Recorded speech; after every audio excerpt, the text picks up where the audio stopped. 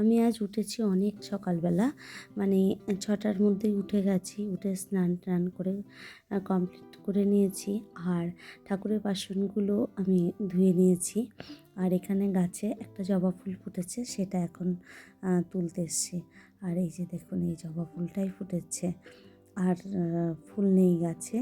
যেহেতু শীতটা খুব বেশি পড়ছে, তাই এখন আর জবা ফুল ফুটছে না বললেই চলে। তা চলুন ঘরে চলে যাই।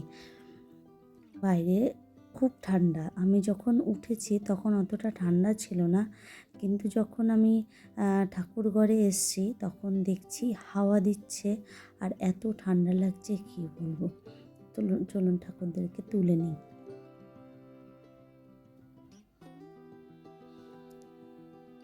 তো ঠাকুরদেরকে ঘুম ভাঙানো হয়ে গেল। আর আমি এখন হচ্ছে যে ঠাকুরঘরও মোছা কমপ্লিট হয়ে গেছে। আর এই যে দেখুন, এটা হচ্ছে ওয়েদার, এত কুয়াশা। আর বললামই আপনাদেরকে, আমি যখন উঠেছি তখন হাওয়া ছিল না, কুয়াশা পড়ছিল। আর এখন দেখছি কি, হাওয়াটা দেওয়ার সাথে সাথে মনে হয় যেন হাড়ের মধ্যে ঠান্ডা লাগছে, মানে এত কষ্ট পাচ্ছি।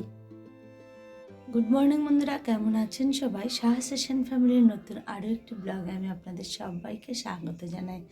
তো আজকে হচ্ছে সোমবার, আর এখন সকাল 6:45 মতন বাজে। আর আমি স্নান টান করে চলে এসেছি ঠাকুর ঘরে। যে গায়ে একটা ছোট্ট হালকা চাদর পেঁচিয়ে নিয়েছি, বাইরে ঠান্ডাও প্রচুর। তো চলে এলাম ঠাকুর ঘরে। আগে ঠাকুর ঘর পুজোটা দিয়ে নিই। এবার একটা জায়গায় যাওয়ার কথা ছিল, কেন বেরোতে পারলাম না, কেন গেলাম না, সেটা আমি আপনাদের পরে বলছি। তো যখন পারিনি সেটা তো আর বললাম না, নিজেই যদিও আবার মনটাকে চেঞ্জ করে নিয়েছি, তো সেটা আমি আপনাদেরকে পরে বলছি। তো চলুন পুজোটা সেরে নিয়ে আগে, তারপরে আবার কী কী কাজ করছি, কী করছি, এগুলো আবার আপনাদের সঙ্গে শেয়ার করছি। তো কাল একাদশী ছিল, আর আজকে হচ্ছে সোমবার। তো সোমবার যেহেতু, তো আমি আজকে শিব ঠাকুরের পুজো করব। এই ফুল ফুলগুলো আমি এনেছি পাশের বাড়ির থেকে। আমার ঘরে ফুল একদম কম ছিল, মানে কয়েকটা ফুলই মাত্র ছিল, সেগুলোকে আমি ছোটো ছোটো করে টুকরো করে করে দিয়েছি। আর এই যে ঠাকুরকে আমি ভোগ দিয়েছি, আর শিব ঠাকুরকে অভিষেকও করানো হয়ে গেছে। তো পুজো সব গুছিয়ে নিয়েছি, ভোগ নিবেদন করে দিয়েছি। এখন ঠাকুরকে আরতি করে নেব, করে নিলে আমার পুজো কমপ্লিট হয়ে যাবে। ও দুধটা আমি না, কালকে যে দুধটা দেয়, রোজের দুধ দেয়, তো সেই দুধটাকে আমি কালকে রেখে দিয়েছিলাম। আমি মাঝে মাঝে রেখে দিই, একটু জল দিয়ে রেখে দিলে ভালো থাকে। আর পুজো কমপ্লিট হয়ে গেছে, আর নিচে চলে এসেছি। 1 কাপ চায়ের খুব দরকার, তো চাটা বসিয়ে দিয়েছি। আর এটা কালকের আলুর তরকারিটা ছিল, সেটাকে নিয়ে নিয়েছি। আর এখানে মেয়ের স্কুলের টিফিনটা করব বলে তেলটা গরম করে দিয়েছি। আর এই সাইডে আমি রান্নাটা করে নিচ্ছি। প্রথমে নিরামিষটা রান্না করব।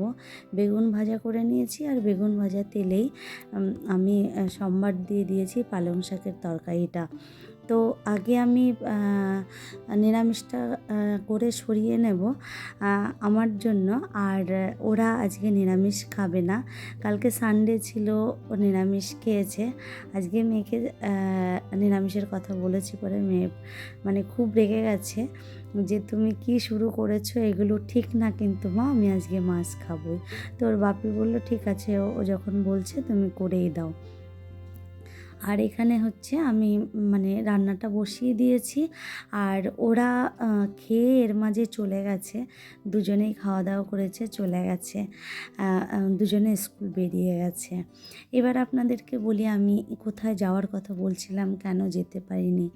আপনাদেরকে অনেক দিন আগের একটা ব্লগে বলেছিলাম, আমি প্রত্যেকবার আগে কল্পতরু উৎসবের সময় মানে দক্ষিণেশ্বরে যেতাম, আদ্যাপীঠে যেতাম। তো যাওয়া হয়নি কোনো কারণবশত। আর কদিন ধরেই খুব ইচ্ছে করছিল যে একটু দক্ষিণেশ্বরে যাব, সেখান থেকে আদ্যাপীঠ ঘুরে তারপরে ওখান থেকে বাড়ি ফিরবো। তো কিছুতেই হচ্ছিল না। তো হঠাৎ করে কেন মনে হলো যে সোমবারই কেন নয়। তো বোনকে বললাম, বোন বলল কি ঠিক আছে, তাহলে তুই সকালবেলা চলে আসিস, ওখান থেকে দমদম হয়ে বেরিয়ে যাবি দক্ষিণেশ্বর, আর আমি এখান থেকে বেরিয়ে যাব, তারপরে দুজনে সব করে আমি ডিউটি চলে যাবো, তুই বাড়ি চলে আসিস। তো আমি সেই মতো আমার বাড়িতে বেলপাতা আছে, তারপরে ধুতরা ফুল এগুলো সব তুলে রেখেছি। রাত্রিবেলা বোন ফোন করলো যে সিস্টার আমি যেতে পারবো না রে, আমার একটা সমস্যা হয়েছে। বিশ্বাস করুন মনটা যে কি খারাপ হয়ে গেল না, মানে আমার সত্যি সত্যি কান্না পেয়ে যাচ্ছিল যে এবারও মা, মানে মা মোটে চাইছেই না যে মাকে আমি দর্শন করি। কেন যে মা এরকম করছে আমার সাথে, আমার খুব কান্না পাচ্ছিল।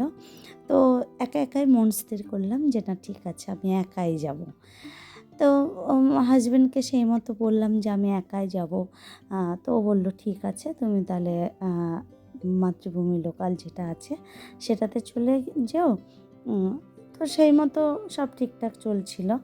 যথারীতি সকালবেলা ঘুম থেকে উঠেছি, উঠে স্নান করলাম, তারপরে ঠাকুরঘরে যখন যাচ্ছি তখন আমার মনে হলো যে না আমি একা যাব না।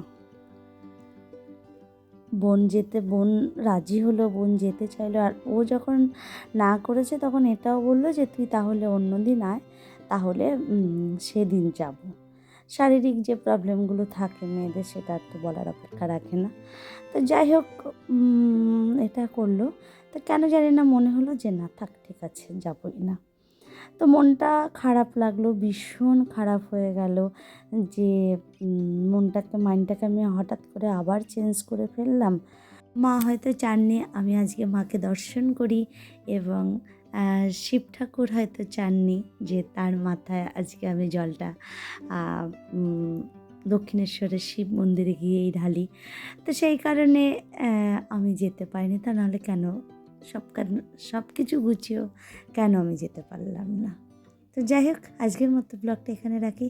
সবাই ভালো থাকবেন, টাটা।